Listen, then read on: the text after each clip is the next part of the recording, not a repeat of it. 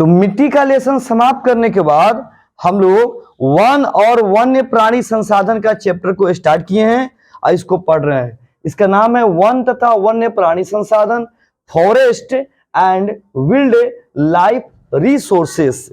अब सवाल है कि इस चैप्टर में हमको वन के बारे में पढ़ना है, मतलब जंगल के बारे में पढ़ना है, और जंगल में रहने वाले विभिन्न प्रकार के प्राणियों के बारे में पढ़ना है, समझें, जिसमें आपको जीव जंतु हो गए, जानवर हो गए, पक्षी हो गए, कीड़े मकोड़े हो गए, समझ में आ रहा, पेड़ पौधे हो गए, इन सब के बारे में भारत के जो वन है, जो जंगल है, इसके बारे में क्लास करने वाले। इंडियन फॉरेस्ट के बारे में, भारतीय वन के बारे में अभी आप क्लास कर रहे हैं, भारतीय वन के बारे में आप पढ़ रहे हैं। इसको ध्यान से पूरे टॉपिक बाय टॉपिक सुनना है और समझना है, ठीक है ना। देखिए, हमारे जीवन के लिए ना जैसे मिट्टी आवश्यक है ना, मिट्टी पढ़ते, उसी तरह से हमारे जीवन के लिए वन आवश्यक है। पूछा जाए कैसे, ये बताइए, अगर पेड़ पौधे नहीं रहेंगे जंगल, तो समय पे बारिश नहीं होगी, और जब बारिशें नहीं होगी तो समझिए कि हम जीवित कहां से रहेंगे, भोजन ही नहीं मिलेगा। जंगलों से क्या मिलता है हमको, भोजन मिलता है। जंगलों से हमको क्या मिलता है, भोजन मिलता है। इस बात को एकदम गौर से याद रखिएगा।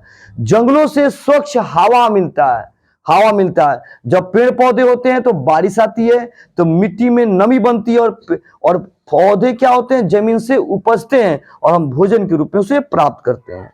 समझ में आ रहा ना। तो वन जो है ना हमारे लिए बहुत आवश्यक है। हवा लेने के लिए स्वच्छ हवा, ऑक्सीजन कहां से मिलती है, पेड़ पौधों से मिलती है ना जी। तो ये हमारे लिए बहुत इंपॉर्टेंट है। चलिए इसके बारे में समझते हैं। वन शब्द का अर्थ है, मतलब वन, जंगल का मतलब, वन शब्द का अर्थ है एक ऐसे व्यापक क्षेत्र के लिए किया जाता है जहां पेड़ पौधों का सघन आवरण पाया जाता है।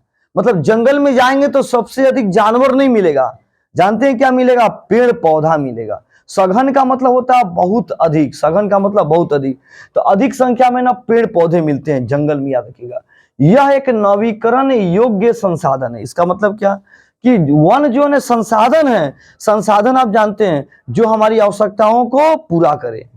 सोचिए, घर कैसे बनता है, तो लकड़ी से बनता है ना, घर बनता है कि नहीं बनता है, तो जंगले से बनता है। बेंच, कुर्सी, डेस्क, पलंग, दरवाजा किससे बनता है, जंगलों से बनता है। जंगलों के पेड़ पौधे के टहनियों से बनता है, समझ में आ रहा है ना जी, इससे बनता है। तो वन हमारे लिए संसाधन का आवश्यक है। माचिस जो जलाते हैं भी किससे बनता है, वनों से बनता है। समझ में आ रहा है। तो जंगल हमारे लिए बहुत इंपॉर्टेंट है, इसलिए वनों को राष्ट्रीय संपदा भी कहा गया है। वन को राष्ट्रीय संपदा भी कहते हैं, याद रखिएगा। संपदा का मतलब हो गया धन, राष्ट्रीय धन भी कहते हैं, हमारे लिए बहुत बड़ा धन है वन। भारतीय संस्कृति में वनों का बहुत अधिक महत्व है। हमारे भारतीय संस्कृति में चलेगा ना तो वन का बहुत महत्व बताया जा रहा है, ठीक है ना, याद रखिएगा। हमारे प्राचीन धर्म ग्रंथों जैसे धर्म ग्रंथ, भारत का प्राचीन धर्म ग्रंथ कौन सा है, मत्स्य पुराण, रामायण, महाभारत इत्यादि में वनों का अधिक महत्व है। यानी हमारे धर्म ग्रंथ में प्रवेश कीजिएगा, भारतीय धर्म ग्रंथ, देखिए यहाँ पे हिंदू का धर्म ग्रंथ नहीं लिखा गया, क्या लिखा गया, प्राचीन धर्म ग्रंथ भारत के बारे में बताया जा रहा है कि मत्स्य पुराण में जाइएगा, इसका मतलब होता है विष्णु पुराण में जाइएगा, रामायण काल में आइएगा और महाभारत काल में आइएगा, तो वनों का अधिक महत्व यहाँ पे भी बताया गया है। वन जो है ना ऋषि मुनियों की तपोभूमि रहा है। जितने ऋषि मुनि पहले होते थे ना, उस जंगलों में जाके ना तपस्या करते थे और ज्ञान की प्राप्ति करते थे। बुद्ध भगवान को भी ज्ञान की प्राप्ति कहाँ हुई थी, जंगलों में हुई थी, पेड़ के नीचे हुई थी ना जी, पेड़ के नीचे हुई थी, याद रखिएगा। हमारे धर्म ग्रंथों में वनों को क्या कहा गया है, देवता माना गया है। देखिए एकदम, हम लोग शनिवार के दिन क्या करते हैं और जाते हैं और क्या करते हैं, पीपल के गाछ के नीचे या बरगद के गाछ के नीचे जल को चढ़ाते हैं। प्राचीन धर्म ग्रंथों के अनुसार से हिंदू जो है ना, हिंदू लोग क्या करता है, लोग शनिवार के दिन वो क्या करता है, पीपल के पेड़ के नीचे या बरगद के पेड़ के नीचे जल चढ़ाते हैं, उनको भगवान मानते हैं, शनिदेव मानते हैं। आप देखेंगे आंवला की भी पूजा होती है, केला की पूजा होती है, तुलसी की पूजा होती है ना जी। कुछ ऐसे पौधे हैं जिसमें हिंदू उसको भगवान मानते हैं, उसमें देवी देवता का वास माना जाता है। इस तरह से वन हमारे लिए बहुत इंपॉर्टेंट भाग है, ठीक है ना, याद रखिएगा। अगला देखते हैं, अब वन के बारे में कुछ इंपॉर्टेंट बातें हो रही है, खूब ध्यान सुनिएगा। भारत में कुल क्षेत्र का 22% भाग ही वन बचे हैं। माने भारत में जो ना अभी 22% भाग ही वन बचा। पूरे भारत जो नक्शा लोग जो बनाते हैं ना, उस पे 22% भाग ही अभी जंगल बचा हुआ है। अब सोचेंगे कैसे बचा हुआ है, तो जंगलों को काट के ना कल कारखाने बनाए जा रहे हैं, फैक्ट्रियां बनाई जा रही है, खेती योग्य भूमि बनाए जा रहे हैं, रेलवे बनाई जा रही है। देखते हैं ना, रेलवे समझते हैं ना जी, यातायात की सुविधा के लिए ट्रेन बनाए जा रहे हैं। समझ में आ रहा है? तो ये सबको काटेंगे तो क्या होगा, जंगल नष्ट होगा, कल कारखाने बैठाएंगे, ठीक है, घर बनाएंगे, खेती के लिए भूमि बनाएंगे, तो इससे क्या होगा, रेलवे बनाएंगे, इससे क्या होगा, जंगल क्या होगा, नष्ट होगा। जंगल क्या होगा, नष्ट होगा। समझे? भारत में 765 लाख हेक्टेयर कुल वन क्षेत्र है। भारत में पूछा जाए कितना वन है, तो 765 लाख हेक्टेयर वन क्षेत्र बने है। ये हेक्टेयर में पूछा जाएगा तो याद रखना, अब प्रतिशत में पूछा जाएगा तो 22%, ठीक है ना। सुनिए, बहुत इंपॉर्टेंट बात, बहुत इंपॉर्टेंट, यहां 50,000 किस्म के पौधे हैं। माने किस्म का मतलब जानते हैं क्या होता है, अलग अलग तरह के पेड़ पौधे भारत में पाए जाते हैं। तो भारत में पेड़ पौधा कितने टाइप के पाए जाते हैं, 50,000। कितने टाइप के, 50,000 टाइप के पाए जाते हैं, याद रखिएगा। 80,000 किस्म के मतलब टाइप के जीव जंतु पाए जाते हैं। 80,000 जंगलों में 80,000 अलग अलग प्रकार के जीव जंतु पाए जाते हैं।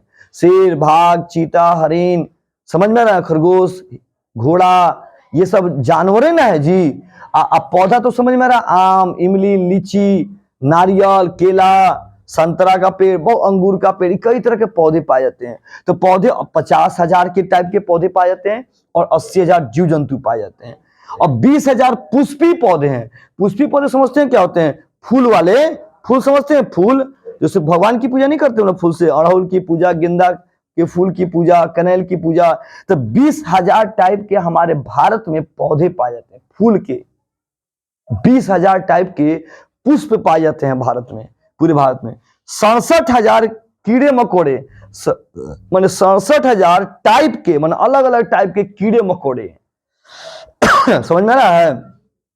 1,000 मोलस्क नाम के जीव पाए जाते हैं। मोलस्क नाम के 1,000 टाइप के मोलस्क जीव पाए जाते हैं। 6,000 बिना रीढ़ वाले जीव है। बिना रीढ़ वाले समझते हैं ना, जिसमें रीढ़ की हड्डी नहीं पाई जाती। जैसे हमारे देखिए यहाँ पे जो नहीं, हम लोग ये रीढ़ की हड्डी पाई जाती है, विकसित, इसको बैक बोन कहते हैं, बैक बोन कहते हैं। तेलचट्टा, मक्खी, मच्छर, ये इनके अंदर रीढ़ की हड्डी नहीं पाई जाती है। तो ऐसे ना, ऐसे 6,000 किस्म के रीढ़ के, बिना रीढ़ वाले जीव पाए जाते हैं।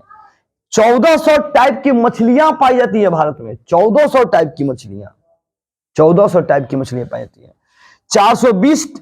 140 टाइप के जल, थल, चर। इसका मतलब सुनिए, जल में रहने वाले जीव और थल समझते हैं मिट्टी पर रहने वाले जीव, जो पानी में भी रह सके और मिट्टी पे भी रह सके, उसको हम लोग बोलते हैं जल, थल, चर बोलते हैं। आई कितने टाइप के पाए जाते हैं, 140 टाइप के पाए जाते हैं। हम सब में किस्म किस्म छोड़ दिए, आप लोग लिख लीजिएगा इसको।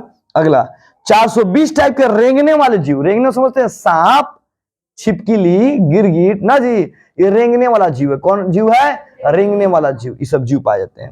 1200 टाइप के क्या पाए जाते हैं, हाँ, कबूतर, तोता, मैना, गीद, बाज, 1200 टाइप की चिड़िया पाई जाती है। और 340 टाइप के स्तनधारी जीव पाए जाते हैं, जो अपने बच्चों को जन्म देते हैं। समझ में आ रहा ना, कुत्ता जन्म देगा तब बिल्ली का जन्म देगा, नहीं कुत्ता को जन्म देगा। गाय किसको, गाय बैल को जन्म दे सकता है, गाय को जन्म दे सकता है ना जी। शेर अपने जैसे शेर वाला बच्चा को जन्म देगा। समझ में आ रहा ना। तो इतने 340 स्तनधारी जीव पाए जाते हैं। तो आज हम लोगों ने वन चैप्टर का पहला लेक्चर देखा आज की क्लास में। लेक्चर 1 में हम लोग क्या देखे, आज हम लोग जंगल के बारे में पढ़े। जंगल के बारे में क्या पढ़े, जंगल हमारे लिए बहुत आवश्यक। कैसे आवश्यक है, ये हमको क्या देता है, स्वच्छ हवा देता है। क्या देता है, स्वच्छ हवा देता है। समझ में आ रहा है। जितने प्रदूषित हवा है ना, क्या क्या हवा, प्रदूषित हवा, ये अपने अंदर ले लेता है और हम लोग को शुद्ध ऑक्सीजन देता है। शुद्ध क्या देता है, ऑक्सीजन देता है। खाने के लिए क्या देता है, भोजन देता है। बोलो, समझ में आ रहा है। और रहने के लिए क्या देता है, जंगल, पेड़ पौधा से हम लोग क्या बनाते हैं, घर बनाते हैं कि नहीं बनाते हैं। और जलावन की लकड़ी देता है, जलावन की लकड़ी देता है। और जानवरों को भी खाने के लिए पत्ता देता है, फल देता है, समझा, फूल भी देता है देवी देवताओं की पूजा के लिए। और समय पे क्या कराता है यह? बारिश भी कराता है। समय पे क्या कराता है? बारिश भी कराता है। जिस दिन जंगल खत्म हो जाएगा ना बाबू, याद रखना, समझो कि पृथ्वी खत्म हो जाएगा। इसलिए कि जितना पृथ्वी से प्रदूषण निकलता है ना, ये सब वायुमंडल में जाता है। समझ में आ रहा ना जी? और वायुमंडल में जाने के बाद अगर ये वायुमंडल में चला गया तो इसको ओजोन परत में छेद हो जाएगा और सूर्य की पराबैंगनी किरण धरती पे आगे पृथ्वी जलमग्न हो जाएगा। तो पेड़ पौधे क्या करते हैं? सब विषैले गैस को अपने और क्या करते हैं? ले लेते हैं। इसलिए हम लोग के लिए जंगल बहुत आवश्यक है। हम लोग नेक्स्ट क्लास में फिर अगले टॉपिक को पढ़ेंगे।